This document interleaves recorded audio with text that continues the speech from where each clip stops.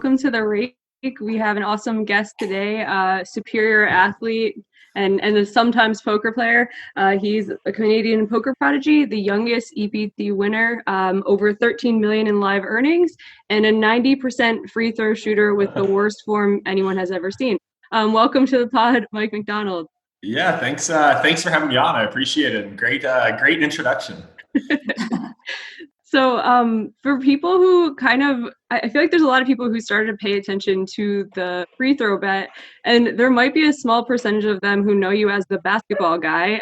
So maybe give a tiny intro about how you started in poker and some of the early success that you had. Yeah. So I guess for me, I was kind of, caught poker shortly after, the boom was beginning. Like, I think I first found poker late 2004. And, was in high school at the time. The way, I think a lot of the sort of top players today, I think were in that same sort of window. They were somewhere between grade 10 and second year university when Moneymaker won and Raymer won and, things like that, where it was just all of a sudden there was this slew of, every college kid is playing this basically. And then 15 years later, a lot of people still are. So I started around that time. I started as a limit hold'em guy, which probably sounds weird in this era, but back then probably half of people started with limit hold'em, which is really strange. It was a lot more popular than PLO or anything like that. Played limit hold'em for about a year and a half. Was very cautious with my bankroll. Like, every time I moved up in stakes, I always did bad. I would just go lose 50 bets in the first session or whatnot. And I was just always so shook about moving up in stakes. So I would just kind of play 2-4 limit hold'em, even though I had a bankroll for 5-10 limit or 10-20 or something. And then a guy from my town, Steve Paul Ambrose, won the PCA. It was all over the the news and stuff like that. That this 22-year-old university student had just won $1.5 million down in the Bahamas. So I reached out to him, just being like, hey, I'm still in high school. I love poker, but I don't really have any friends who play poker. Like, I read some books, but you seem like better than me. I had creeped him a bit and read all his 2+2 posts. I'm like, okay, this guy knows what he's talking about and whatnot. I'm like, hey, if you want a fucking teenager to come over your house and try to learn from you, let me know or whatnot. So I reached out to him, and Mike Watson reached out to him in a similar fashion. So then Mike Watson and I would go just kind of play poker in in the basement of his kind house or whatnot. We'd all play online tournaments, and I think getting to know those guys really kind of vaulted my success pretty aggressively. Within a couple of weeks, I moved from playing 2-4 limit to 5-10, and then within a month or two, probably maybe 2 months, they were kind of encouraging me to play tournaments where he had just won $1 million playing 30, 60, 50, 100 limit hold'em, which were his main games. Wasn't that exciting. So he would play all the, the Sunday Million and all the things that were more exciting. So when they were all playing more tournaments, I kind of transitioned to tournaments and felt that, with limit, I was fine, but I don't necessarily feel like I had a knack for it. And then I felt with tournaments, as soon as he just said, yeah, against these guys, you can raise any two on the button, as well, when a bubble happens, you can raise any two in any position. And all these things, I was kind of like, oh, this is so much more fun than following my starting hand chart and making money because I know to fold King Jack often earlier. It was just it just felt very I don't know, more fun, I suppose. I came from a chess background before that, and I always had a very kind of attacking style rather than a fundamental style, and I felt that I was suited for tournaments, so it kind of stuck with tournaments. And went off to university and kind of knew that once I was old enough to play live tournaments, I wanted to be doing that. So I was kind of I was kind of getting prepped to tell my dad that I'm dropping out of university, and my dad, unbeknownst to me, was kind of getting prepped to tell my mom that I'm going to tell them I'm dropping out of university. So basically, it's just basically decided, once I was 18, go start playing these kind of live tournaments. On my 18th birthday was when I had that Jamie Gold hand, which is kind of funny. And I just dove right into playing kind of all the sort of big live stops. got absolutely torched the first 4 months. Like, you know, coming home from Christmas, I don't know, I was maybe down 250K or something like that. Wow. Coming home to Christmas, my mom's like, oh, you know, I was checking the university website. It's not too late to enroll for winter classes. You know, you took 3 terms back to back to back. You wouldn't even be behind a term after taking this term. You know, it's just trying to drop those hints that I can go back to school kind of thing. Mm-hmm. Was this all your own bankroll at this point, or had you been selling to these stops, or you had built it up online? Yeah, so I built it up online. Where, I mean, one, it was easier back then, and two, I had both one. I had one pretty big score on Paradise Poker that kind of like tripled my bankroll at one point, and really kind of helped with that. And then I kind of after that, also the buy-ins weren't that big online. Like, there were very few tournaments over a $200 buy-in or $100 rebuy back then. So after this kind of big Paradise Poker score, I was like, well, like, I don't think I have the talent to be playing higher stakes cash. I don't have the age to be playing big live tournaments. So I was just like, okay, what do I do now that I'm kind of overrolled for, you know, all the bigger tournaments? And so I started backing a lot of players online.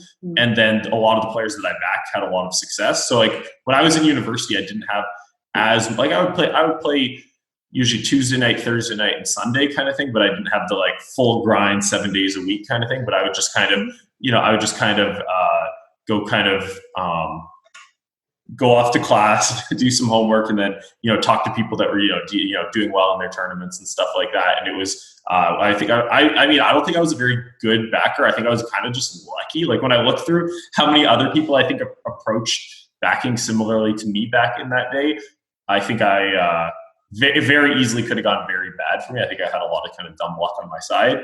And then, just kind of when I was old enough, just kind of went off and just kind of started firing, 100% and everything. And also, the one thing that was weird back then in particular is, like, it's like I feel like people only really discovered swapping in, like, I don't know, around 2008 or something, or 2009. You're right.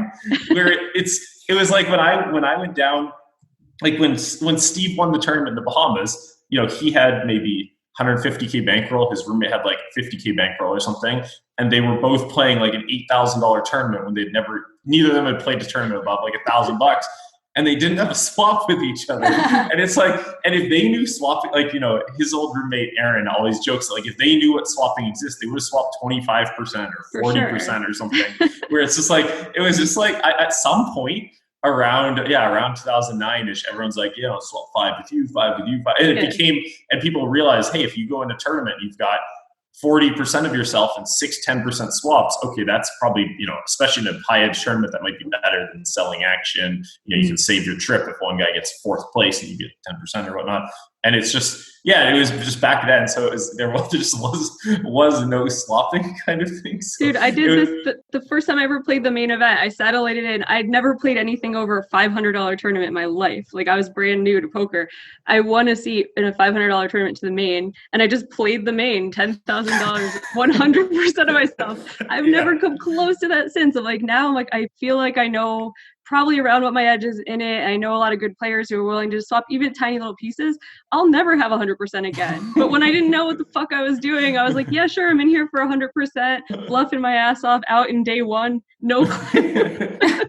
It's amazing. It's so, like, I've never really heard too many people talk about this, but it just makes no sense. Like, it just makes no sense that, I mean, this is back in the days when, you know, there were heads up for rolls challenges where, you know, I think everyone just had a lot more kind of a, you know, all-in type mentality back then. But so it's like when I think through things, like if that first 4 months probably could have mitigated some losses nicely of swapping with people that were good. And then, you know, when I started running better later in the year, I probably deserved to make a lot less than I did. Because if I knew what swapping was, I would have swapped with some people.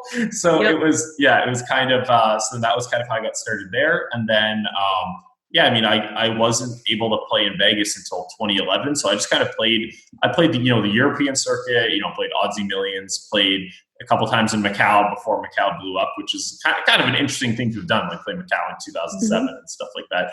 And it was just, I think it was another thing that was a bit lucky with timing is back before Black Friday, the sort of, a lot of the best players were, we're the guys that were just, living in Vegas, playing online tournaments. When a Vegas WPT happens, they go, and that's a real tough field kind of thing. So, the Atlantic City stuff, decently tough and whatnot. And it was just pre-Black Friday, just the fact that I wasn't old enough and I would go play in Europe, or I was kind of forced to play in Europe, I think got me into better games. Like now I think the EPTs are tougher, but pre-Black Friday, I think they were softer. Which was kind of an interesting dynamic where it's probably early 2010s. I think there was a big kind of shift in that direction. It's so sad too. Like we would make location reads, right? Pre Black Friday, I'd be like, oh man, I don't know if I want to call this guy, and like hover over and it'd be like Brazil, and I'm like, vamos. And that's how it was. And now it feels like I don't really play internationally. I'm in Vegas. But if I knew someone's an American, I would just assume they're a little tighter and a little worse than the Europeans and people playing from elsewhere. We just kind of fell behind when it got shut down. And I just feel like there's no making that up now. Like you need to put in reps playing tournaments and studying and getting a ton of hand histories, playing against the best people in the world. And you can't do that from the US anymore. Kind of is a bummer. Yeah, the idea of, I just couldn't have imagined America not being by far the best poker country kind of thing. And then, by 2 years after Black Friday, like or something, it's like, okay, it's Germany now. It's like, it's just, it was very kind of swift, I suppose. And, I think now as more games move to apps, as more people move to VPN, it's kind of, I think it's, been making up some slack, I suppose. But, for a couple of years there, it was really like, I think very few people were VPNing, and anyone who wouldn't tell anyone that they are, et cetera. So it was a different environment there. Yeah, it's kind of embarrassing to play Texas Hold'em versus Germans and get spanked. We're like, it's Texas Hold'em, and we suck at it. This is a dumb comment, but I always forget that when my brain goes to Omaha, I'm like, okay, Omaha, it's a alternative poker game. It's named after a city. But when I think of Texas Hold'em, I just when I hear Texas Hold'em, I think poker. I just don't think the location of Texas. But yeah, so I forget that it's location driven. But yeah, that is kind of funny.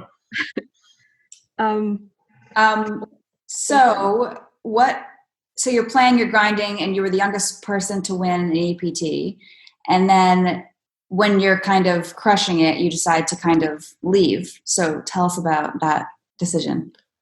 Yeah. So basically I was probably 20 or 21. And I was sort of in that age where hey, I'd done quite well with poker. I wasn't really sure what my next steps were in poker. Back in that era, there wasn't like a super high roller circuit or anything like that. Like they'd have the odd high roller, but you couldn't even buy into stuff through stars. So it's like you play some 30-person 25K with a re-entry. It's like, okay, well, you just got to convert money to euros, send over a wire transfer. Maybe you don't. It was not playing almost all pros. The high roller circuit was not glamorous. Kind of 2010, 2011. So I just kind of felt like I was at an age range, which was kind of my last chance to go get sort of like a normal university experience or whatnot, where I was just like, okay, I'm going to go, back to school.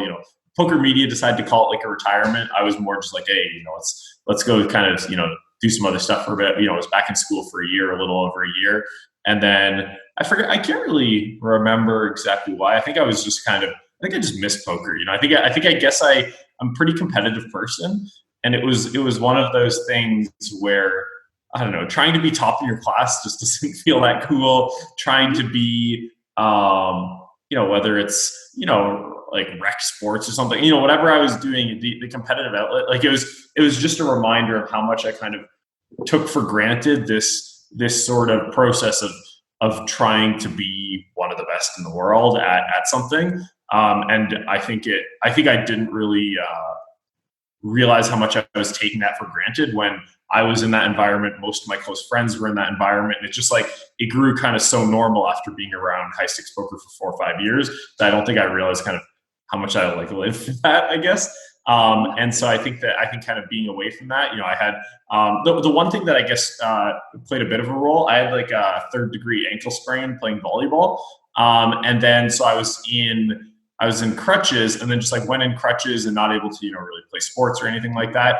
I just started playing some like random F-Tops events or whatnot. And I played a few Sundays. I was like, it's kind of fun. I still got it a little bit or whatnot. And it was just sort of, a bit of a reminder. And then, that summer I knew, even though being back in school, I was going to go down to Vegas that summer. My first summer in Vegas as a 21-year-old.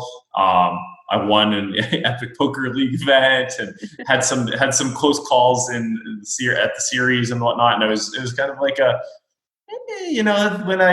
after just traveling the live circuit for a couple of years, I got focused on a lot of the things I didn't like about it. Mm-hmm. And now that I'm kind of coming in with a fresher perspective, the things I do like about it are pretty damn good. So I sort of realized like, hey, fuck, I don't want to spend a few more years in school. Went back to playing poker.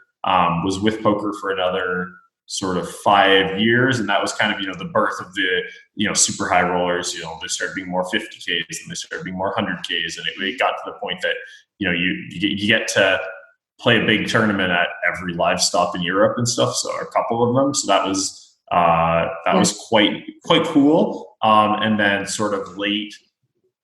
Early 2017, we launched Poker Shares. And then, at that point, it was kind of like, I knew poker sort of entering this sort of solver era. And I think solvers are kind of cool theoretically, but like, I hate them. Like it's just like, I love the kind of come in, you just sort of, you play against an opponent for month after month, year after year. And you sort of just compile like what things you think they're doing badly. And then if you play with them again, you get to hopefully own them or whatnot. And it's like, I much prefer that mentality than when everyone's kind of vaguely narrowing in on like the solution. And, I feel like I just didn't, I don't know. I didn't really like that as much. So the combination of that and it getting tougher and our business, launching, I just sort of realized, okay, I don't really want to, keep playing at a high level, I guess. So that was kind of my, real retirement from poker, I suppose. For sure. I feel like now there's the pandemic and people are playing a lot more poker. People came out of the woodwork and just playing. It was so much fun to play. And I didn't realize how bored I was getting, feeling like my edge is so tiny if it even exists at all. And then with apps where people are just playing and like throwing money out the window, I'm like, poker is fun when you feel like it's worth it. When you can just kind of grind, you're like, oh, this is worth my time. I'll play for 10 hours straight. In live poker in Vegas, you can't make me play more than 4 hours. The games were so dead, and I just thought, wow, I guess I just have done this for too long, and I lost my love for this game. But I realized the game changed so much. It's just not as fun when you're trying to grind out like $30 an hour or something like that. It's just not exciting. But I don't know like what's going to happen when live poker comes back again. If people are just dying to play, if it's going to be fun again for a year or two, or what? Like, what do you think is going to happen after this whole plague is over?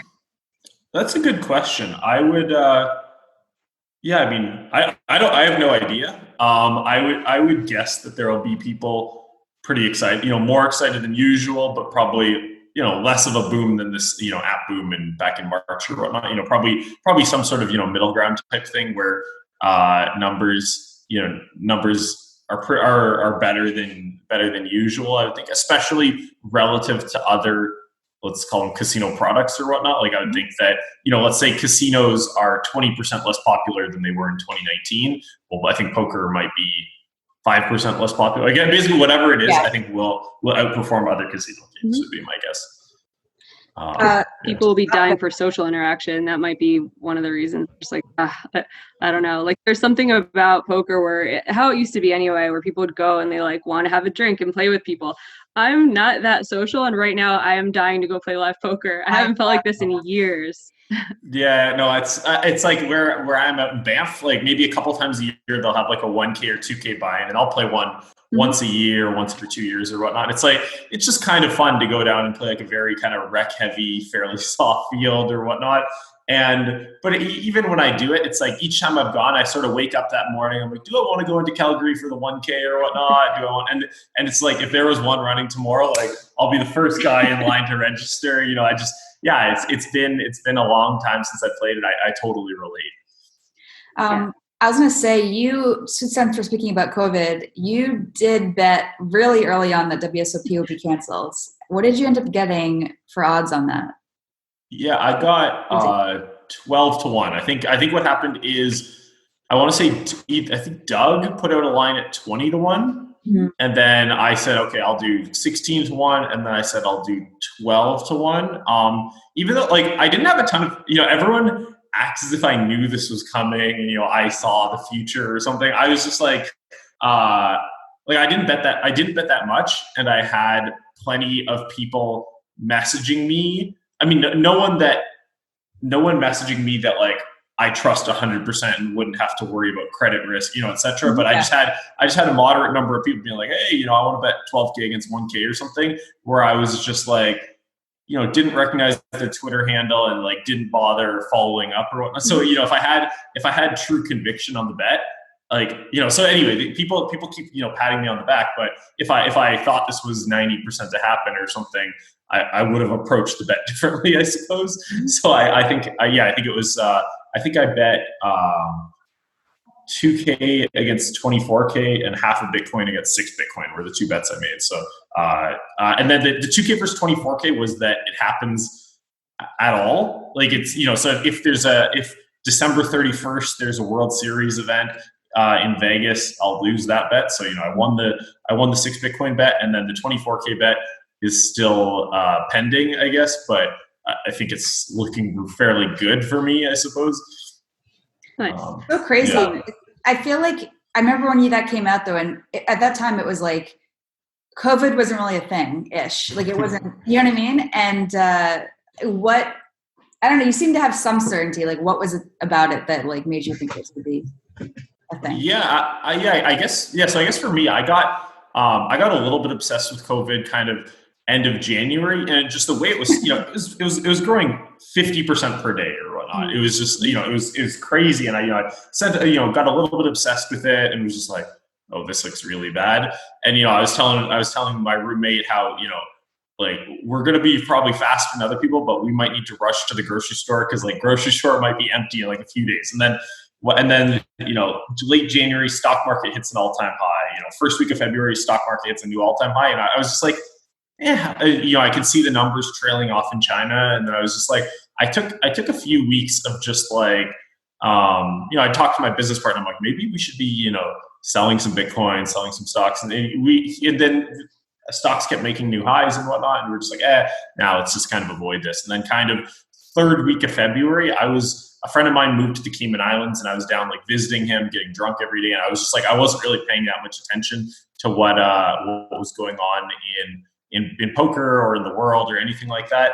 And then my business partner mentions me. He's like, I think you're right. I think I've been watching this and it feels like shit's about to hit the fan. So, we just started like, then took kind of like a day or two of just kind of thinking like what's going to happen in the world, what's going to happen in markets, how does he prepare his family, how do I prepare myself, like what do we do for this? And then as far as, investments, what do we do there? And it's sort of, still didn't have a ton of conviction, but I was just like, man, this seems like a very, like, rather than think about like what to do in the stock market or whatnot, this idea of like, being able to bet, like after seeing Doug's tweet and be like, it kind of seems like you're getting some exposure where it's like, hey, I lose 1 unit or hey, I win 12. This pandemic is a big deal kind of thing. So that was one of the, that was kind of just seemed like a lazy solution to trying to figure out, what like, as like a hedge or whatnot, I guess. So it was, so that would have been, third week of February or something like that, maybe fourth week of February. So it was, just kind of had waves of obsessing over this thing. And I mean, right now, I guess I'm privileged kind of being middle of nowhere in Canada, but like I'm pretty, and just sort of shooting free throws at my house all day. I'd say overall, I'd say I'm pretty fortunate that it's been, less of an impediment to my life than a lot of people, I guess. But so the last 3 months, I've been, read 1 or 2 hours a week on stuff, but not the kind of keep updated on every single thing that's going on, every policy change, etc. So I've been kind of, just turning my brain off to all of that lately. Yeah, I had a message. Johnson recently sent me a message I'd sent to him end of January where I was like, "Hey John, don't go to Macau." And he's like, "What?" I was like, "I don't know, this coronavirus thing." I just like linked him to an article. And I was thinking how bad this would all be if this happened, exactly what happened. And I sent my grandma this like pack of emergency shit where it was just like all these supplies. But looking back, it's like, oh cool, I had an inkling this was gonna happen, but had no idea what to do about it. Because I sent her like 2 weeks worth of stuff. Like I thought this was gonna be like pandemic, everybody dies and then we're over it, and then it's like, I'm like, I had no idea what to do. So it's like even having like the right like intuition about the situation, we still were completely unprepared. Even if you believed 100% this terrible thing was going to happen, we still had no idea. Like we're so blinded to any real world problems in the US, we're just like, it'll be fine. Like still people think it's fine. So it's just like a very frustrating thing to have happen, and just have, I don't know, we had no idea how to deal with any of it. It's I mean, and you look at the people in charge who probably should have the most knowledge at their disposal. They clearly have no idea either. It's a lot of guesswork, and it's such a foreign. I mean, it's just such a foreign thing, I suppose. That it's kind of nuts, and it's very like, even say knowing what we know about things now. If you could hop back to January or February, what would you do or whatnot?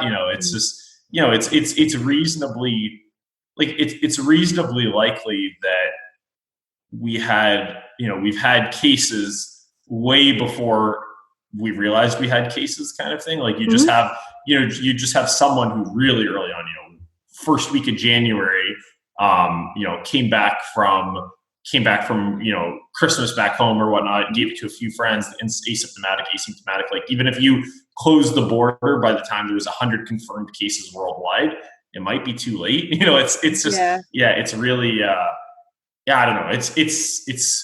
It's such a different kind of enemy or whatnot than anything else we've kind of dealt with. So it's a weird thing. Yeah. The people's reactions to it have been very weird. Like some people went and just studied a bunch of solvers for months. Some people got into free throw competitions. Is this what happened to you, that you're just sitting at home knowing that you're going to be at home for a while with not a whole lot to do? And what sparked your free throw bet? How did this come about? Yeah, the free throw bet, I would say, was also a bit of a guess of like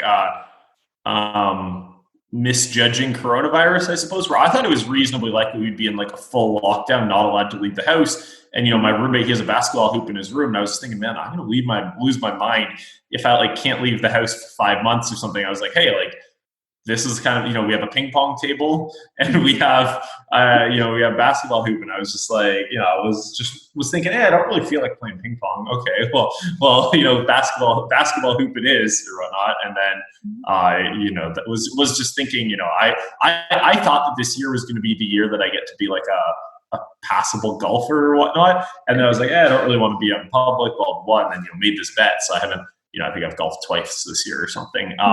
But it was, it definitely, coronavirus played a role where I just thought, hey, what's just kind of something I can do to, sort of not lose my mind if I'm stuck in the house for 6 months or something.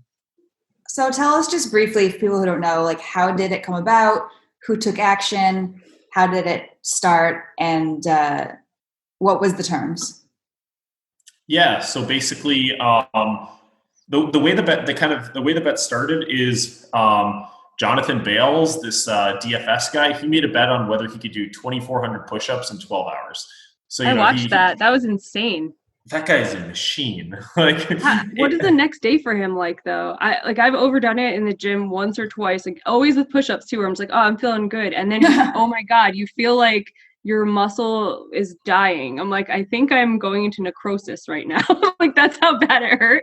How did that dude do it? And how, the next day of his life must have been absolutely fucking awful.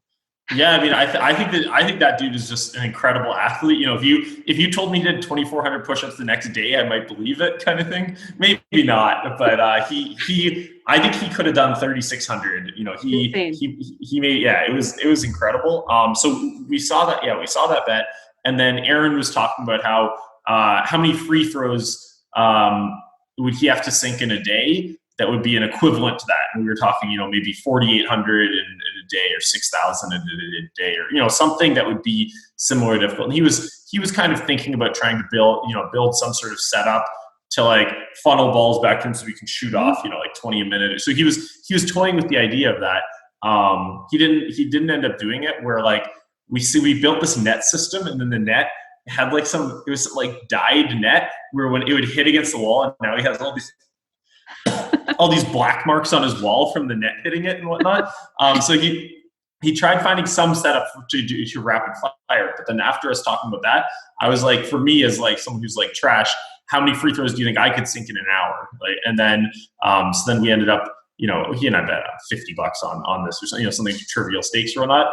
And then just to troll me, he put the video up while I was doing my shoot for an hour of free throws. And then people thought that was, funny form. I was jumping like a foot over the line and, all this stuff. And so basically then that was, I don't really like people saying, oh, you can't do something or whatnot. I was just like, hey, I'm bad at this, but I'll bet that I can do it. And yeah, the terms were, I need to declare my set, so I need to say, okay, I'm restarting. And then I need just, by the end of the year, have 90 out of 100. A lot of people didn't like our home setup. Like it's a regulation setup, but just the nature of the rim the backboard's a little smaller than an NBA backboard, but like that doesn't matter. You don't actually hit the backboard. It's like a regulation rim, regulation distance, etc. But something about the way the backboard is installed, like I think the fact that it's drilled into wood studs, I think that just makes there be a little bit more give on the rim than there should be. I think that maybe means 3 out of 100 shots go in that shouldn't have gone in or whatnot. But a lot of people kind of see a lucky bounce that, oh, that rim is rigged or whatnot. Right. So I'm like, okay, I'll do it at a proper rim, which I didn't realize would cause so much drama there. And then I basically, then everyone's like, oh, well, this is easy if you don't get your own rebounds. So, okay, I'll get my own rebounds. Oh, this is easy if you're allowed a lane violation. Okay, I'm not allowed a lane violation. So it's just like, just went through, I'm not allowed any sort of tool that rebounds things for me. I'm not allowed multiple balls. It just went through, like, I would guess there was probably 60 different terms that I kind of agreed to. Like everyone would be like, well, what if you do this, what if you, and so it was just kind of constantly saying, no, I can't do that. No, I can't do that. No, I can't do that. Where, everyone, I think a lot of people, their approach was like, how does a bad shooter win this bet? And my approach was just kind of like, how do I become a good shooter? Like, I don't want to win by, because I found some weird way of not getting my own rebounds. I don't want to win because I found, a nice deflated ball or, anything like I just want to, just get my shooting percent from 50 to 55 to 60 and just like that, that was what this was about for me. Just kind of, improving at a skill, I guess. And then, so just kind of anytime someone would ask about something, I'd be like, okay, I can't do that. No, I can't do that. Anything that could kind of possibly help me out, I was like, I can't do that kind of thing. The point is to go, make 100. But so it was a stipulation that you could take a 30-minute break in between. Yes. A bunch of people asked about breaks, and like, I had no interest in taking breaks. And so like adding a condition that I think just only hurts me, it's just like, I don't want something where like, I get so nervous I need to go to the washroom, and now because I went to the washroom I lose the bet or whatnot. So it's just like I didn't think there was any. I didn't like throughout the hundreds of messages I've gotten, I don't think there was anyone who said like a break is a big advantage, or it only happened after I was forced to take that break. Like a bunch of random college basketball players have sort of responded to this and said, like, you would never take a break when you're in a good rhythm kind of thing. It's just, the first couple shots back, I think I missed 2 out of 5 shots back where it's just, you're so cold. Like everyone always equates this to NBA free throw shooting where they're like, wow, Mike can hit 90%. Why can't Shaq, or why can't this random player? If I were to go shoot, even without screaming fans and without elevated heart rate, if I were to go shoot one free throw right now, I'm probably 60 or 65%, where it's just like, when you come in cold, like you just don't kind of have that flow, I suppose. It usually takes me 30 or 40 shots to warm up. Sometimes I've had times where my first 60 or 80 shots are just not good. So it's just like, So I with breaks, I just didn't see a spot where I would want a break, but I also didn't see, like, I didn't want to add that where I just, like, there's always just something that can happen. Like, I mean, my palms get sweaty. Okay. I need to go and like, dry off my hands because they're too sweaty. Okay. That's like, that doesn't seem to, hurt it. So I just kind of figured, like, I'll kind of eliminate all the things that I see as being advantageous. And then this was just one I felt like, it just felt like a weird technicality that can, like, fuck me over kind of thing. So I just, like, whenever I said, hey, breaks are allowed, but I don't plan on using breaks kind of thing, Yeah, it could be like in the NFL, they make so much out of icing the kicker. And then over time, a bunch of stats were compiled where it had almost no effect at all. So really? like, oh shit, icing the kicker getting in his head. And it's like, okay, he's probably about 95% to make the extra, whatever the percentage is. It was similar over time for each kicker. So reading all the stuff after you did it with the break, I just got the feeling people were kind of being sore losers or like trying to make a lot out of nothing. It was weird coming from Schulman because I love him. I think he's like one of the funniest, like, just coolest people in poker that we have. Coming from him, I was like, what? This is so weird that he would make such a big deal of it, especially because you completed the challenge so early that you had so much time. Like, if they make you go drive 2 hours to a gym again, you're just going to do it again. And then you did actually prove it. And then he did actually retract and just say, man, sorry, I'm losing my mind. Like, his apology video was pretty cool. And I was like kind of expecting it to come out because what happened though? Like, so he did he got 90 out of 100, but he took a 30-minute break in between because he got kicked out of his court. Mm-hmm. So Nick Schulman and some other people are saying like that doesn't make it valid and all that stuff, just so people know. Hey, what's up, guys? I'm here to concede the Mike McDonald free throw bet. I just can't take it anymore. I'm feeling this heat like I'm being scummy or something. Like, so yeah, the first bet I made for 15,000, take it, Mike. I mean, I guess you can just go take a night off in between the 100, I guess that's just a normal thing. I mean, I've been down to the gym plenty of times. We've shot 20 free throws, 50, 100. You just shoot him. I mean, if you make a free throw bet, you just go shoot the number, and he's getting his own boards too. So now we get to just, I don't know, you get a little dizzy walking back. I just never even considered there's a night off. And I woke up and saw what he wrote, and I was just tilted. You're right. I am a sore loser. You're right. I was just fucking with him to begin with on the bet because his form looked so horrendous, and I just couldn't take it. I just felt like fucking with him. And, yeah, lesson learned. We made another bet, though, for 1,000 at 20 to 1. I would like that one to stand, Mike. So, take your time on that. And I don't know what this is. He has to drive 3 hours to get to the gym every day. I mean, okay, I'm sorry about that. You're a real hero. The pandemic's going on, but there's no hoop closer to the house than 3 hours away. Maybe there isn't. Okay. But, yeah, I just can't take it anymore. He's fucking with me now. Just take it, Mike. I mean, I guess you win. We got the 60 in, and then the gym, then the time on the court was up. Okay, and we came back the next day, and I guess we finished the 100 out. I mean, maybe I'm wrong, but that's it. I concede. You win, I lose, and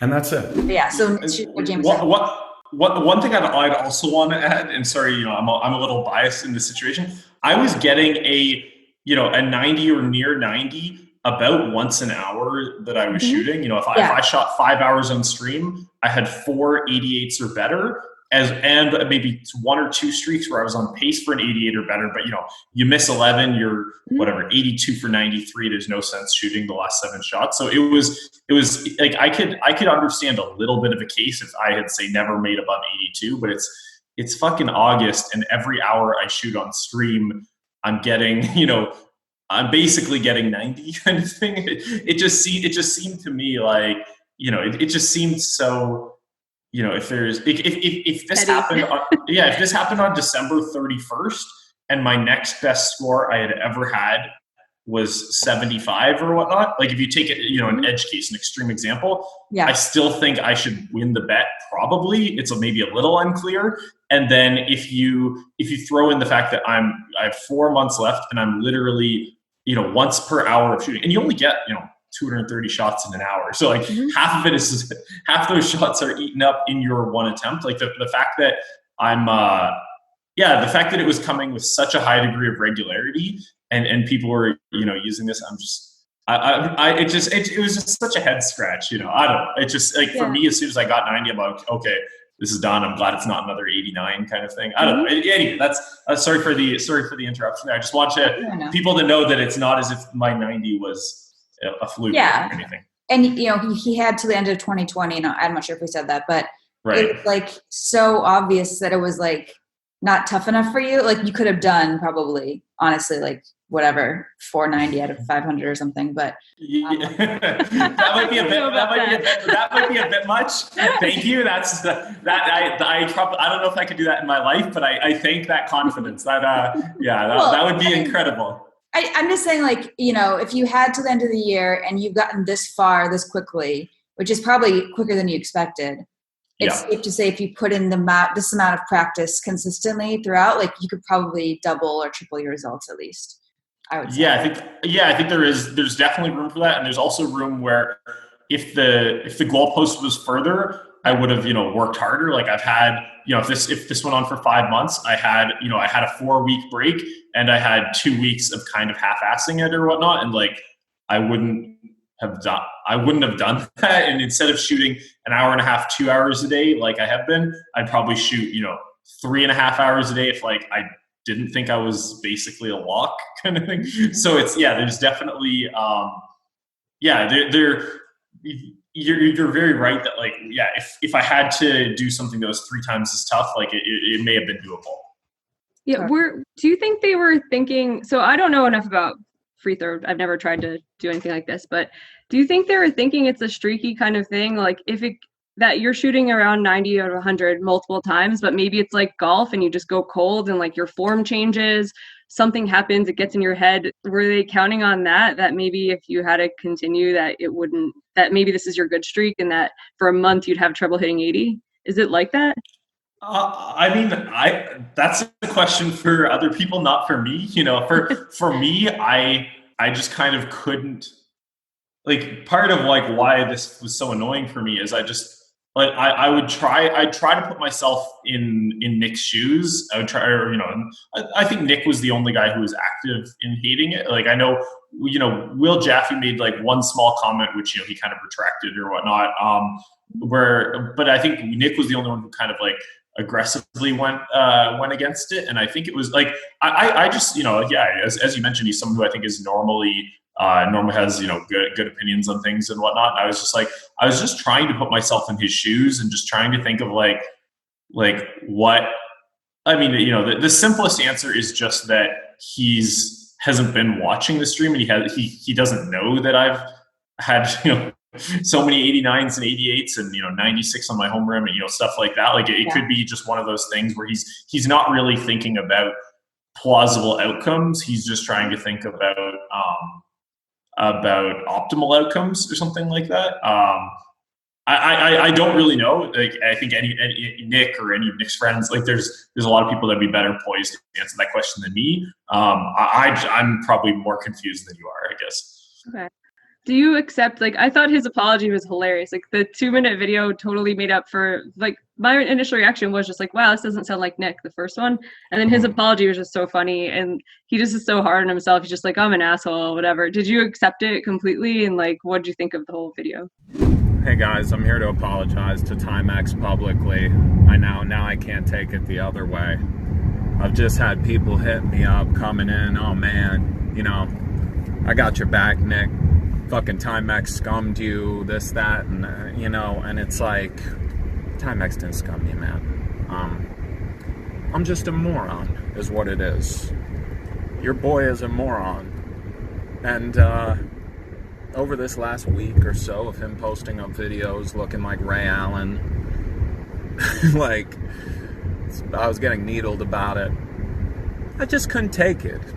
And I started vilifying Timex, and my Timex became public enemy number one to me. I'm really only half kidding. I mean, I'm crazy. Then I woke up and read the thing about the restart, and I just went blind, you know. I don't even remember that day. I just lost my mind and started attacking Timex. Like, you know, it was a wrap. I mean, it's August. It's a wrap. We get it. And I'm a sore loser, you know? And I'm tired of losing these bets. I'm a bad prop better. I mean, it is what it is. You know, now I'm betting Timex. He's not going to do something he says he's going to do. It's just crazy. But yeah, I had to clear the air on that. I know he was a little frustrated. I said he took a night off. It was 30 minutes. He got kicked off the court. I mean, you know, Timex has the sweetest stroke I've ever seen at the line. I mean, he did it. He did do it, you know? I don't know if that first video was a hustle or not, but I don't think it was. So take it, Timex. I'm sorry, buddy. And that's all I had to say about it. I had to say that. I mean, I guess I'll say I accept it, but like completely is a strong word. Like you can't undo things that are done. And it's just like this, you know, the kind of the video he was putting out, you know, spreading kind of disinformation about what happened, you know, undermining, you know, what I've put into this. It's just like you can't undo that, I guess. Like it's just like, hey, you know, I'm glad he did this. It felt very good. I feel like it's closure on what happened, but it's definitely, hey, you know, my perspective of Nick now versus Nick a week ago is different. And I mean, it is what it is, but I think it's my perspective now is much better than my perspective of a day ago. I'll give him that. Mm-hmm. I was gonna say, like, I just feel like when you're a gambler or in any form, like your reputation and your like being like having like not being a scumbag is such a big deal because, and when there's any kind of doubt that's put out in the universe in our community, it's so bad. And not that he was saying you're a scumbag, but like any implication that you would have done things shadily, like, is so bad that, you know, you really have to be sure. And that's why it's kind of, to me, it's kind of like, yes, especially when, you know, when I'm involved with a platform that holds player balances, that grades bets, that, you know, they're, you know, it's just like, it's much different kind of on, you know, on the business end of things versus as, you know, back when I was a poker player, you know, if something like that happened back when I'm a poker player, okay, maybe someone doesn't want to buy my action or, you know, something like that. Whereas now it's like, hey, maybe people don't trust my business kind of thing. Sure. And so it's just like, yeah, I mean, I think that was, yeah, that was quite a bit. And I think it's, you know, I had a couple posts about this. I think it's, I personally, like, okay, if you, like, you know, Nick's probably one of the, you know, more likable people in poker. I'm probably one of the more unlikable people in poker, but I think it's kind of, but I think it's kind of like, if people were to take one thing out of watching this video, I think it's important that, like, when you're looking at any sort of dispute, to like look at the facts at hand. Like I see a lot of this when I see, you know, when I see people attacking Trump or whatnot. When people are attacking Trump, probably like 40% of the time he did the right thing or whatnot. And it's just like, and I'm over here being like, wait, this is like one of the only good thing he's done in the last month, and everyone's, you know, piling on it. And I'm just like, wait, do people like not focus on the facts at all? And I feel like this was one of those. I feel like this was one of those things here where I don't think a lot of people were even looking at what happened. They were just looking at the fact that they like Nick's commentary. And it's just like, it's just kind of, I don't know. I just think that's so, in a kind of, especially in a field that's so driven by objectivity. I was just kind of, yeah, I just think if people can learn something from this, it's just, you know, when a dispute happens, you should kind of have your own opinion on the dispute. You shouldn't have an opinion that was decided before you even know what the dispute was. That's my take on it. Don't assume the worst about people. I had a very not publicized little prop bet. I bet Lily Coletto in a mile race, and it was for $5,000. And we raced, and she ended up, she was behind by a lot, and she just quit in the middle of it. And I didn't post the video. I was planning to post a video if people wanted to see the video, but I thought that was kind of shitty sportsmanship to post a video being like, got her, and like taking a victory lap basically. So I Yeah, didn't post a video. I had multiple accusations that I had placed huge side bets with people and that the race didn't even happen and I was trying to steal from people. And I'm like, no, I actually just did something I thought was kind of nice, which is not gloat over this thing, because she was super classy and she like paid me the money. I was like, you hustled me, fuck you, and whatever. So I was like, okay, I'm not going to gloat. And multiple people just assumed like the absolute worst and just attacked me. And I had DMs being like, God, I knew you were a scumbag. And I'm like, why? Why do you think I'm a scumbag? If I was a scumbag, I'd be so much richer than I am right now. Like, I'm smart enough to scam. It was very frustrating to have like just some random public opinion that I had to respond to. And I'm like, where did this even come from? I feel like it has to be 1,000 times more frustrating when yours was so public and you just have people who have nothing to do with anything, with no money on the line, assuming you're doing something shady to try to win. Like, how does that feel? Because you're kind of not somebody you don't put yourself out there that often in a situation like this. So the one thing I will add to your bet, like you said, mine would be 1,000 times worse. I can just say, having been around poker my whole adult life, like, women in poker get treated so badly in any public endeavor, where it's just like, if I did that $5,000 bet, I probably would have gotten less hate than you did. There's something weird. It doesn't matter what it is. Like, it almost seems like the things where your gender should matter the least are the things where, women in poker seem to get attacked the most. So I think there's probably something to be said where, you might be overestimating how bad it was, because you're thinking, wow, if I was in that circumstance, this is the hate I would get, or whatnot. Where don't get me wrong, I got a lot of hate. But yeah, I mean, it sucks seeing these kind of, attacks or whatnot. I mean, I didn't have too many attacks from kind of like, sort of real people in poker. Like, I had to block a couple of guys that were people that I had followed in the past, kind of, just spreading disinformation and just being too tilted by it or whatnot. But yeah, I mean, in general, it's just like, throughout this whole process, it's sports people as well. It kind of gave me some more respect for just the average poker player. When people talk about who played a poker hand, how, etc., you see some pretty dumb opinions. But when people talk anything sports related, and I'm pretty removed from just sports in general, people have the worst opinions. So as soon as Barstool Sports wrote an article on me back in April, like 5 days after the bet started, I was like, oh, this is a new wave of dumb opinions. It was just like it was an early kind of glimpse into what I'm getting myself into, kind of thing. So I've had kind of 5 months of preparation where it's like, oh man, anytime Barstool comments on this, I'm gonna get some people out of the woodwork with some interesting opinions. So it was like, yeah. So I mean, in this spot, it's definitely like, there's been a lot of people coming out with a lot of negativity, but it was, I guess, like as soon as Nick kind of went out, claiming I took a day off and things like that, it was, I would guess that the amount of people kind of coming to attack me was maybe probably less than I would have guessed, given that, like, there wasn't really anything prior to that video.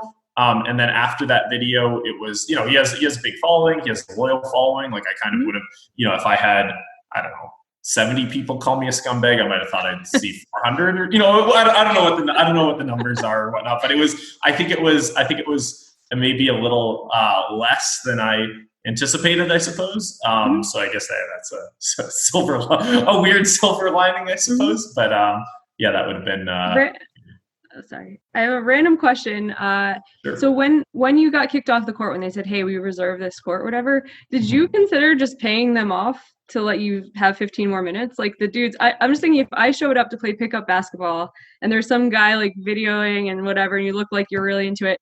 If you were like, hey, I'll give you $100 to just wait, like, to normal people who aren't degen gamblers, that would be awesome. Did you think? Yeah. Okay. So this was a bit.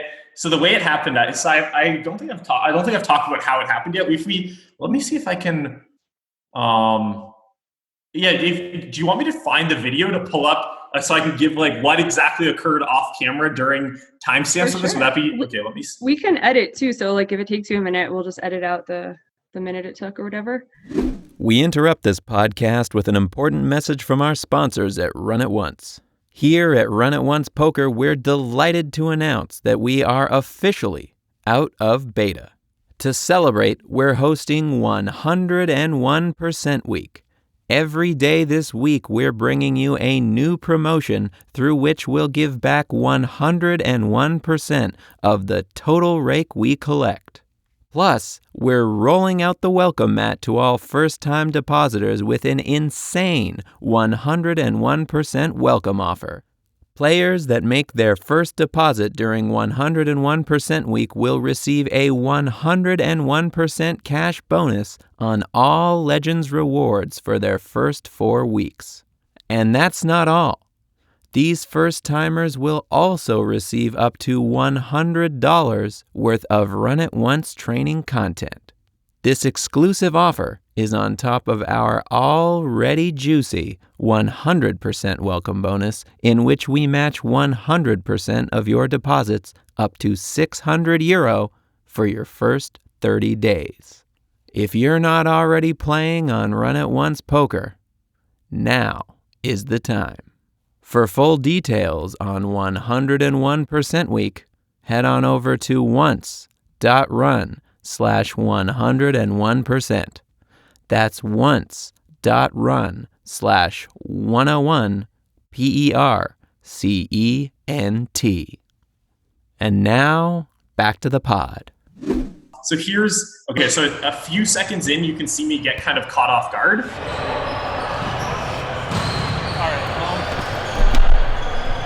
Sorry, people are starting to show up for this court.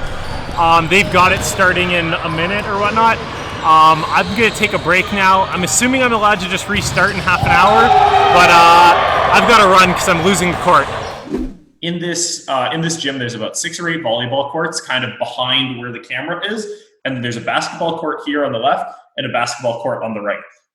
So basically, normally what happens is people funnel down this kind of like channel, and they do their kind of warm up and stuff between the 2 basketball courts, kind of in front of me to the right or whatnot. So I can see people are starting to show up on the other court. You know, they're getting changed, you know, dribbling the balls, etc. And so I'm just like around shot 30, I start thinking, okay, maybe people are going to start showing up soon. You know, it's just kind of, I'm just thinking, hey, you know, might need to end this on shot 35. By shot 35, I'm like, oh, I don't see anyone there. Shot 40, like, and so I don't see anybody there or whatnot. And then just out of my corner of my eye, I see a ball, and I just see this like little kid, probably about 4 or 5 years old, dribbling the ball. And then I see a bunch of guys, probably, you know, average age, my age, a little older, whatnot, probably see 12 guys all sort of on the baseline, like kind of ready to get on the court. Like, it's not as if one guy showed up doing the warm up and I can be like, hey, weird thing, like any shot I could, you know, if I'm shooting well, take the court an extra 6-7 minutes or whatnot. It was like all 12 people were already dressed, ready to go. Yeah, and it's like, it's probably, for all you know, they could even be like, hey, rather than, you know, this guy who's clearly in the zone with his, you could see the fucking streaming setup on the court. It probably looks kind of funny and whatnot. Rather than get in his head, just be like, hey, you know, to get the sun to go. Like, it could be the sun even getting in my peripheral was like a tactical thing to be like, hey, mind go reminding him, let's get the kid do it so we don't look confrontational or whatnot. So I saw that, and I give the look over my shoulder, and I'm just like, you know, I didn't have like 2 minutes to like think about it and process and be like, yeah, maybe I could pay these guys. I never carried cash as well. Am I going to like offer them an e-transfer, or, you know, ask if they have like a credit card machine or anything like that? It'd be great. Ask the little 5-year-old, like, do you accept Bitcoin? Yeah, exactly. It's like, oh, you believe in centralized systems? Well, what about when there's a revolution?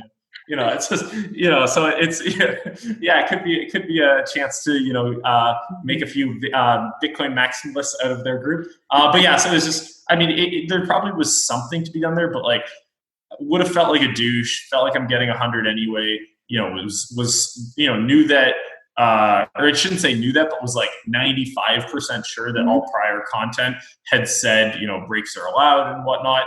And, you know, and it's also just, yeah, you just feel like a dick taking someone else's court. Like, as soon as I started that set, and I'm like, hey, like, I talked to the owner of the gym. He mentions that I have this court till 8:30 and I can get on the other court at 9. And I'm like, hey, you know, I'm going to start shooting, see if I can get a run together, but might need to take it. So I just figured rather than, it's also like after having choked a few times, being 56 out of 61, I still only think I'm maybe 20% to get it kind of thing. Like, so it's not like I was 65 for 67 or, something where I'm only sort of one shot ahead of pace. And I don't know, it feels like I'm just going to get another 89 kind of thing. So that kind of played into it as well. If I was on shot 80 or shot 85, I'd probably been like, hey guys, I got to do it. So yeah, anyway, that was kind of what happened there, but it was just, it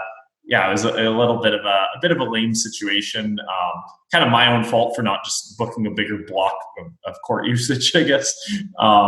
They're pretty busy there, and they never like answer the phone or respond to email or something. So I just kind of like feel like I need to just like drive in and go tell them in person, like, hey, like I want the court as long as I can get it, kind of thing. But yeah. So you ended up taking your 30-minute break. You got on the other court, and then you started the streaming. You said, I'm resuming that try, and then finished it. And then did you feel like you felt 100% you'd finished it? And you did like, hey guys, that was awesome. Won the prop bet. Was it not until you got home that you heard some backlash, or what was your feeling? No. So I mean, it was like, it's like, as I was setting up, I was just like I didn't want there to, like, the whole purpose of me saying can't have a rebound or can't do this is because I didn't want there to be an asterisk. Like if we pull up the video of me finishing it off, like before I even shoot my 39, I'm like, hey guys, I'm going to go shoot my 39 as if it's going on. Like if I get 100, or if I get 90 out of 100, I'll probably need to redo it again. It's just like, it was one of those things where it's like, I like, if everyone reached out and said, you got it, that's good. Like, okay, we can move on. I mean, that would be ideal. Like, I think Charlie Hook and a couple of the sort of smaller bettors kind of reached out and they're like, man, you crushed it. That's awesome. Give me an address or PayPal, I'll send to you. Like, there was a couple of people who really kind of took the initiative to say I won. And like before I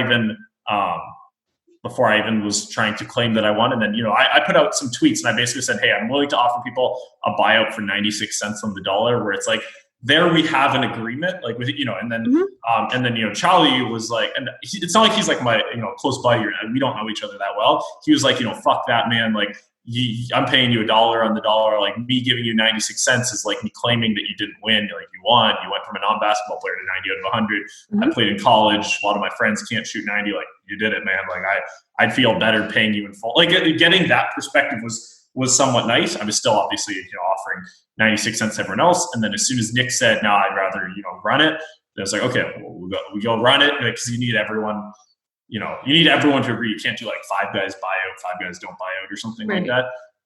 So yeah, then that was like, it was like, I think like it wasn't as if I made my 100 and I'm like, okay, like it's done. I mean, my brain had kind of checked out to be like, well, like, this should be the exciting part. It's kind of anticlimactic just knowing that, it's, they could have an asterisk beside it or whatnot. But yeah, so I wasn't like, I knew before I had even got, like, as soon as I was getting kicked off the court, I knew like, okay, this is going to be more unclear. And yeah, you don't really want to win off some, weird term and condition or whatnot.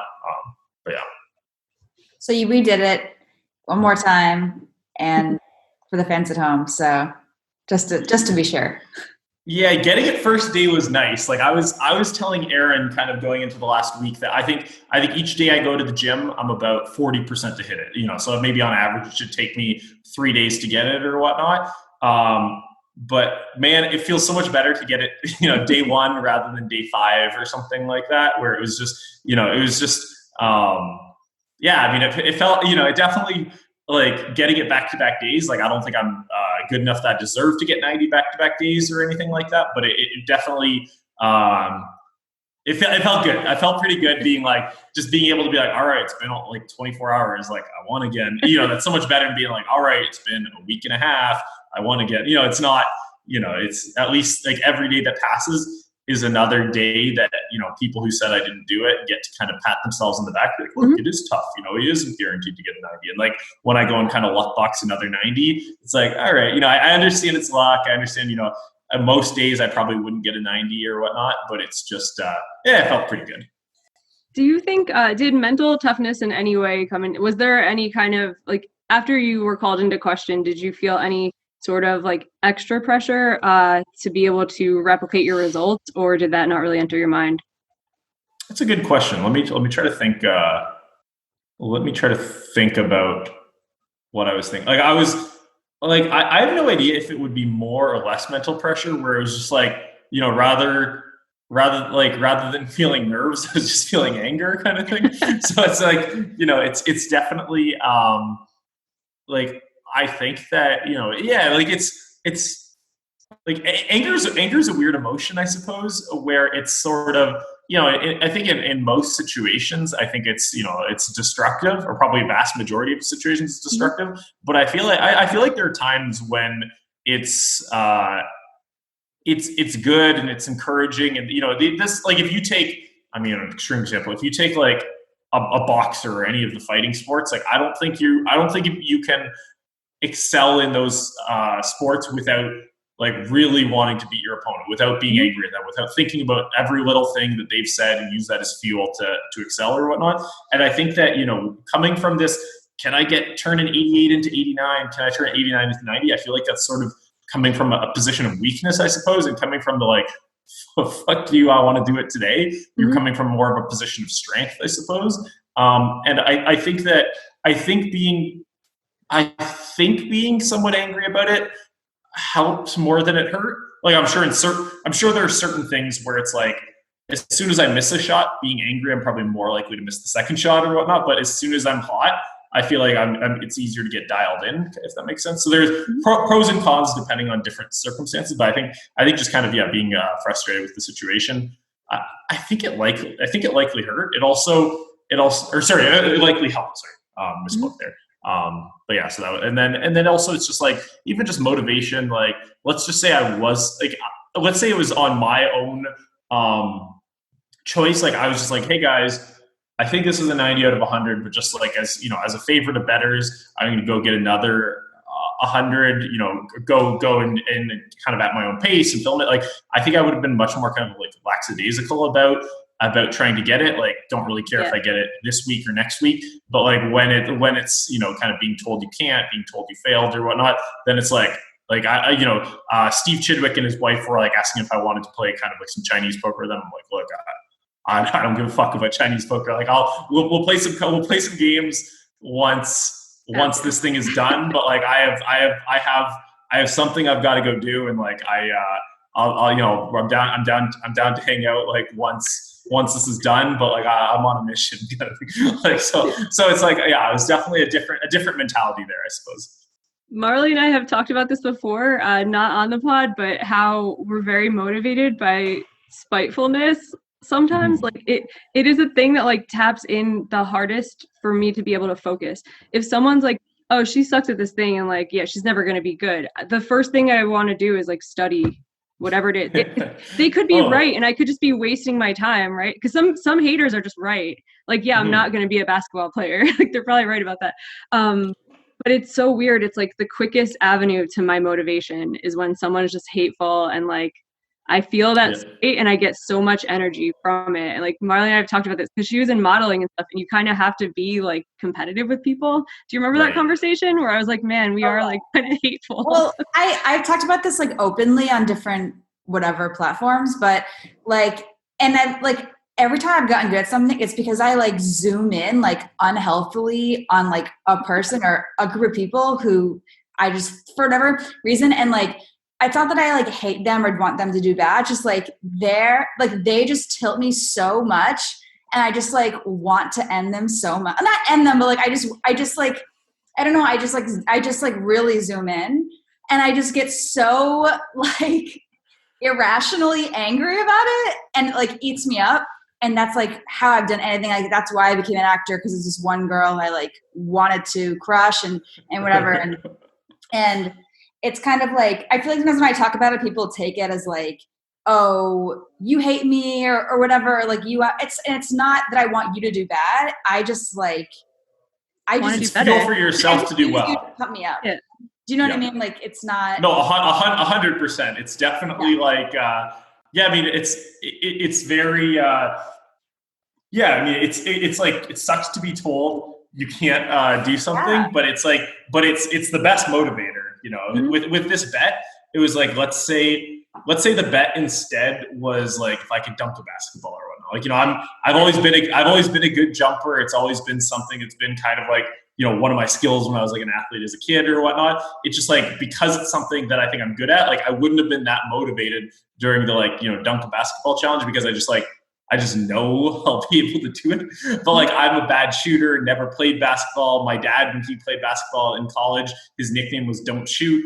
Pass the ball, don't shoot. You know, and he was very, you know, it's definitely just the fact that I knew I was bad. People were making fun of my form on social media. I feel like the free throw bet is something that kind of came easier to me than something that I would have been better at, because deep down, like I knew the shit people saying it's right. So it's like, you know, it's very, you really, you know, it was big motivation. Like each time I hit a new streak, you know, the first time I hit 10 in a row, the first time I hit, you know, 27 out of 30, you know, all these things, it was just like, you know, I've been keeping Aaron updated on my progress. I'm just like 15 in a row, you know, it's like every time you do something new, it's just like, you know, you're motivated because you know how much you suck, kind of thing. And you know what people have said, you can't do it. You know, all the people said, oh, he'll never hit 80 out of 100. This thing is the easiest bet ever. You know, all that shit. It's just like, it's, you know, dialing in on someone who said you can't do something. It's like, whether healthy or not, it's very productive. The only thing for me is that, like, once I go to therapy and I realize like that I'm out to lunch, I need to stop doing that, I lose all motivation for anything. So I'm just like completely give up, and I'm just like, oh yeah, like I wouldn't want a therapist to fix that part. I really enjoy that part. Like, I want to be a nice person in most parts of my life, but when someone is trying to undermine you and just say that you're bad at something, like, why would I don't want to feel good about that. Like, I want to spend 10 hours, like, I'm very clearly talking about Negreanu now, so I'll just say it. It has been like, it's uncomfortable to have someone very famous and very good at the game you're trying to get good at think you're bad at something. That part sucks. It's not like, it doesn't invoke a bunch of good emotions in me, but there's no, like, people aren't just good or bad at poker or good or bad at commentary, and it's this indefinite thing. Like, I'm not, oh, if I'm bad forever. It's a thing you could get good at. Like, you can study and get good. So people talk about players as good or bad as if it's going to be like that forever. Mm-hmm. It's not. I have actually enjoyed studying poker, and I never had at all. So I'm bored and sitting at home. I didn't have a free throw bet. So I've just been studying, and I'm like, oh, this game is a lot cooler than it was when I wasn't studying. I don't want that to go away. I wouldn't want to go to a therapist and be like, here, tell me how to feel better about this person hating me. I don't want that. It's a good feeling. That's why like they're kind of like living rent free though at a certain point where it's like you need to harness it when you're performing, but then you can't be lying in bed at night or like hanging out with your friends and being like, that fucking bitch, like, crazy, like, and you're just, it's eating at you, you know? Yeah. I don't know. It's so hard. It's so hard to be like, I think like the best competitors, like they have that and they never lose that, but they just have hacks where they kind of turn it on and off maybe, or they, I don't know. I'm still working on it, but that's what I think. Yeah, no, I'm pretty similar to your mentality, Jamie. Like with some of my problems, you know, I've told them to my therapist, and when we go over things, I just kind of like, man, I just want a different therapist. You know, I just like, you know, it's like I'm definitely like I just sort of feel like I don't know. I sort of feel like yes, obviously some of my behaviors and mentalities are incredibly self-destructive and unhealthy, but like some of those are fucking who I am and who I want. Like, I want to get rid of some of them, but some of them I'm like, man, these are like my core traits. Like, this is like, you know, and you can't really change something you don't want to change. But there have definitely been times when I'm just like, I'm talking through a problem, and it's like, you know, there might be, you know, they might raise 10 points, and 2 of those points are great points that, you know, none of my friends could have come up with. And then the other 8, I'm just like, you wouldn't have made it in poker, kind of thing. You know, it's just like, yeah, like some neuroses are good. I honestly think that it just depends. It depends what your therapist is trying to do for you, because I've thought about this a lot. I'm like, there are definitely different life paths that would make me a happier, calmer person than trying to play poker and commentate poker and be around all these crazy poker people. However, I was always really competitive. I want that to be a part of my life. Yeah, the ups and downs are much bigger than if you had a regular job and a more consistent, boring lifestyle. So like any good therapist would try to guide me into like a more healthy path.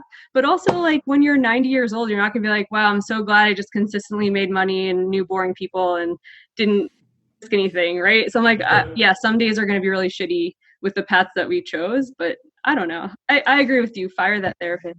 I'm actually not in therapy. I've done it. I've dabbled, and like I try to like self-therapize myself. And I'm like, Marle, you don't need to do this. But yeah, it's like so hard. What was I going to say? Just like slipped my mind. People who like have clearly done so much therapy though, and so much like self-help and like Tony Robbins and stuff.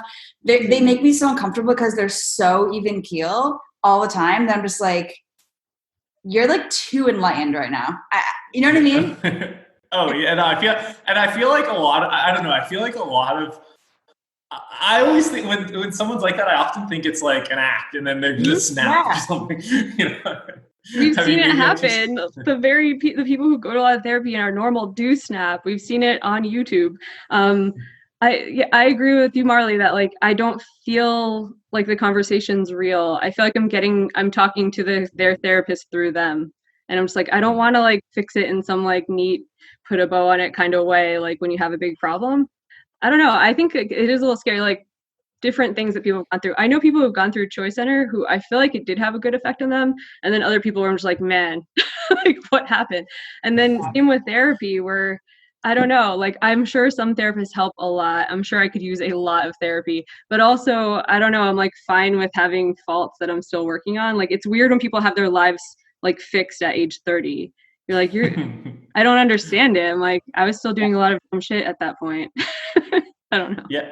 I wish they had like speed dating for therapists or something where you can sit where you can sit down and, you know, talk to each person for 5 minutes. And then just be, because it feels like it takes, you know, it takes an hour, it takes 2 hours before you feel, you know, that, you know, kind of comfortable with the person. But like your 1 minute or your 5 minute kind of impression of someone, you likely have a decent guess, you know, C15 therapist and be like, okay, I think she'd be the one I could learn the most from. Okay, well, if things didn't work out with her, okay, maybe he's the one that, you know, I think would be my second choice. Like, I think something like that would be nice because you can read some Google reviews. The Google reviews are always like so impersonal relative to like very personal problems or whatnot. And it's just, you know, it feels like an industry where the difference between being very good and very bad has got to be huge, but you don't really get to, you know, all the best therapists, you know, probably their customers are just kind of done early on. When you see these reviews, like I've been seeing them for 17 years, you know, they're probably like, whoa, they made a lot of money off you. You know, Did you just become them at some point? Like, don't you just finish what they're going to say before they say it, and they're just kind of telling you how they are. So at a certain point, you kind of like, you got to fly the nest and just. I kind of did. Oh, sorry. Go ahead. I was just going to say, it's going through like every session that they recommend a book or two for you to read. Okay, now you've read the exact books they have to form the exact perspectives they have. And you kind of like, you know, merge into one. Like, dude, I kind of, in college, I played 2 sports in college and I had a physical therapist because I would always mess up something because I would overdo it like crazy. But I shopped for a physical therapist because I needed someone who would understand that I was going to make the wrong choices and be a psychotic person. But they had to work with that. Like someone where I'm like, I have a stress fracture in my foot, but the season is only 1 more month. I needed someone who would listen to that and not be like, you're psychotic, sit at home, you cannot go running. I needed someone who would listen to it knowing that I'm still going to go running and give me good advice about it. Like, what do I do to make this not be like a forever injury? So you go to someone who'd be like, stop running, it's the only answer. And I'm like, next therapist. I mean, you need someone who's an ex-athlete themselves and likely someone who's young enough that they remember playing sports at a high level kind of thing. You can't be someone who, you know, back 40 years ago, they were, you know, you need someone who it's fresh in their mind when they wanted to play through injuries and things like that. That's my perspective when it's come to, you know, I've had a lot of like shoulder injuries. I mentioned the ankle injury earlier. It's just like whenever stuff like that's happened, when I deal with someone who's an athlete themselves, it feels like you can they can relate to, your need to get back to the sport or whatnot, rather than rather than someone who's just used to helping, old people who fell down or whatnot. Yeah. They're used, exactly. Like someone who's used to helping sane people. You have to just accept that, like, someone who's running 70 miles a week is going to run. They want to know how to hurt themselves less before the season's over. And like, that's how I felt with the physical therapist. I was like, I'm just going to keep talking until I find one who will like understand that I'm insane. But I don't know if it works like that for regular therapy. Like, hey, listen, I want to stay insane, but just slightly less. Right. Yeah. No, there's probably something like that out there. Like I would, maybe they don't have the same, letters after their last name, but I would guess there's some sort of service like that out there. Yeah. I want to ask you one more thing. We usually wrap around an hour, but do you have something else in the works? Like, if someone challenged you to 95 out of 100, would you take it? I just don't think someone will, kind of thing. It's one, like, okay, I'm not interested in like turning a hobby into a job, or like fast shooting isn't even really a hobby, I guess. Like, it's just like turning a weird task into a job. Like, it's just, it's very much been like, I just feel like such a big weight has been lifted from me, where it's just, a friend of mine wants to go mountain biking. I'm thinking, well, one of the paths to losing his bet is fucking up my shoulder. Mountain biking could cause a shoulder injury. I'm just like every sort of, I'm thinking, okay, if I get, coronavirus, end up on a respirator, okay, that's a path to losing the bet or whatnot. Like, it's just like, now I can go there and, let people cough on me and shit like that. It's just everything I've been doing the last few months. I'm kind of thinking, about how like what tasks can cost me this bet, and it's I don't really I don't like it. I do like these optimization problems in short time frames, like how can I get the most I can out of 2 weeks or something. But this kind of having it kind of dominate your life is just kind of it's just kind of lame. Like as an example, last time I was back in Ontario. I had 2 weeks of kind of half-assed shooting, and then it was maybe another 2-week recovery process. Like, it was effectively a month of no progress. And, I don't get to see my sister that often. My sister was back in Ontario visiting, and like I was originally planning to go see her. I see her like twice a year or whatnot. And then I'm just thinking like, hey, if I go back, I'm hanging out with my sister. We're presumably going to do a lot of drinking and whatnot. And just like, I'm just thinking, okay, I probably won't be shooting many free throws. Okay, I'll probably then stagnate again. I'm like, man, I'm going to lose a month of this bet if I go back and see my sister, kind of thing. And it's just like, well, now I'm fucking avoiding family for money. And it's just, I don't know. It's just like, you feel kind of crappy. And I'm just like, I know it's I know it's like a path. I know it's like a path to failure is emphasizing, friends and family. And so, and it's just like, it's just a very, you just feel, I canceled that trip and I just feel shitty about it, kind of thing. So it's just, so it's just like, I don't like something like this sort of looming over me. So, I also think in the perspective of someone else, okay, like making a bet against a bad free throw shooter on if they can become a good one, I can see how people think they're going to win that bet. But if I'm already a good free throw shooter and it seems just weird to bet a fuckload of money against me becoming a very good free throw shooter. It's just like, it's just, I don't really see who's going to come make that type of bet. But like, if the stakes are high enough and the terms are good, and like, I think someone's just giving me free money, like I probably would, but like, I don't want to do this process anytime soon. Like, I'm excited to just, go out golfing with just kind of my own motivation to motivate me rather than anything else. And, maybe in 2 years, I'd be interested in the golf bet or something like that. But like, for now, it's just like I am very, I feel like I've just been like wearing like a fucking like weighted vest or something, where it's just like, I'm like, okay, well, if I go over to, if I go over to a friend's house, okay, I might have a couple drinks. Okay, if I have a couple drinks, I won't be shooting that well. Okay, then I might be hungover tomorrow. Okay, then I plan on shooting 300 free throws tonight. Maybe I can shoot 50 before going to their house and 50 after. Oh, that's costing me 200 free throws. It's just like it's just always been on. It's just always kind of been on my mind, and I'm just very excited to not have it on my mind. Like each kind of like it's the weirdest feeling for me, and this I'm sure other people have similar things they do where it's just like it makes them happy, it makes them unhappy. For me, I love wearing slippers. I could wear slippers, all day, every day, have a pair in public. I love wearing slippers. I wake up in the morning and it's like the two things I put on my slippers and I go grab a coffee.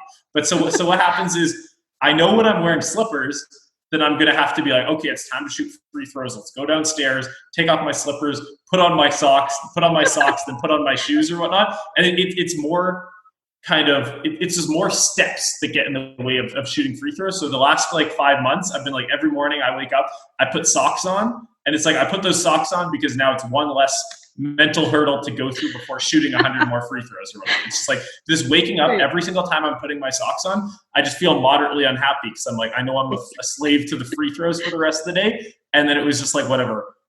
Wednesday or Thursday, I woke up and I put on my slippers. And I'm just like, I'm back. It's just it's so stupid, but it's just like a minor thing where it's just like I have such a negative association with putting on socks and such a positive association with putting on slippers.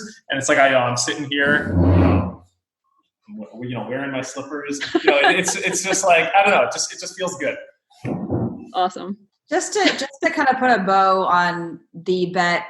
How many people did end up betting? Have you been paid out? And you don't have to say exact numbers, but how much did you end up betting on it? Yeah, so I bet about 210K to win about 250K. The one thing I'll definitely give a shout out for basically the people who I don't really know. There's probably 4 or 5 people I don't really know, and they've just all reached out to pay me. So that's a shout out to Poker Twitter for and most of them did so on while the Nick drama was going on. They're like give me your Venmo, you won this bet or whatnot. It's just like I don't have Venmo, but that's what every American says, it seems. And then so it's just like it's nice. It's just been nice that all the kind of bets with guys I didn't know, they were all super proactive. I feel like it's with the guys that I'm friendly with or whatnot, I figured okay, I'll just kind of wait for them to reach out to me. It's just losing bets, people can be sour, etc. So I'm just kind of I don't know. I would everyone knows that they owe, and the people that haven't paid yet are all people who kind of I know are going to pay kind of thing. So I'm just kind of waiting for kind of social media to die down and shit like that. And then, I'm not too concerned. I think in total, actually, let me check I think it was 14 people I bet against. Let me pull up the sheet. I had bets against 14 people on this. And it was kind of one guy was half the bet, and then there was another pretty big bet, and then a couple mid-sized bet. So it was all the guys that bet kind of 5 figures or more, I know I'm getting paid kind of thing, or I should knock on wood kind of thing. It's Nick was very quick to pay. I'll give it. I'll just mention that where I had a post I had he was being an asshole to me, I was being an asshole to him, where I had a post being like, hey, let's see if this guy can afford to pay. And I had a little bit of that going on. He paid, so clear that up.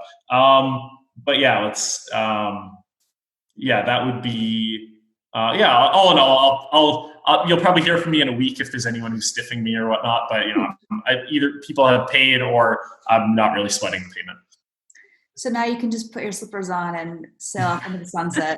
And exactly. Exactly. It's basically then that's kind of in my mind I've already done with it. I'm not sweating any of these guys or whatnot, but it was an interesting experience. It was definitely Aaron kind of heckles me about this, where when he sees my form, he basically, like, in his mind, around August, my form would look about like this. Is kind of what he thought, and he was thinking, oh, maybe you'd be making 84 at that point or something. In his mind, if I won the bet, it would probably be like an October, November win, and by the time I won, I would look like a basketball player. So he says, my form looks about like where he thought I'd be in 4 or 5 months. He just, the results have just been better. So, it might have been cool to have won the bet and actually, look good doing so rather. But, I have a very, consistent shot, but, an ugly shot nonetheless. So yeah, it was a fun thing. Glad it's done. And now kind of, onto just, wearing my slippers. Awesome. I think we should wrap this up, and I'm going to put that guy's tweet up when I find it, the guy who made fun of your form in the funniest way, saying you're the guy who calls trips a set. So we'll wrap with that, because I think that was, if you're going to troll, do it well, and that guy did it pretty well. My two favorite ones were him, and did you see Peter Chen's tweet saying congratulations? Yes. What did he say? Do you know him at all or no? No. Okay, so here's the background on that story. This story is so damn funny. So I'm standing around at WPT Montreal, or one of the Montreal tournaments with Tony Dunst, and this lady comes up to us and she's like, "Hey guys, I just saw you from across the room, and I just want to say I'm such a big fan. Tony, your commentary is hilarious. I used to love the Raw Deal. You really, reignited some of my kind of my love for the World Poker Tour. And Jeff, I love the Flow Show. I've had." and she's like, "I love the Flow Show. It's so damn funny. It's just you're one of my favorite Twitchers." And I'm just like, "Oh, thanks. It really means a lot." That's amazing. Yeah. So I sent out a tweet being like, "Just got mistaken for Jeff Gross. Like, how's your morning going?" Or something along those lines. And then so then Peter Chen, who's like, he runs the big game in Niagara. Like, it's funny where he's the last guy you'd expect to be like a private game host or whatnot. But he's oh wait, Peter? I think I might know him actually. Okay, gotcha. Right. Yes.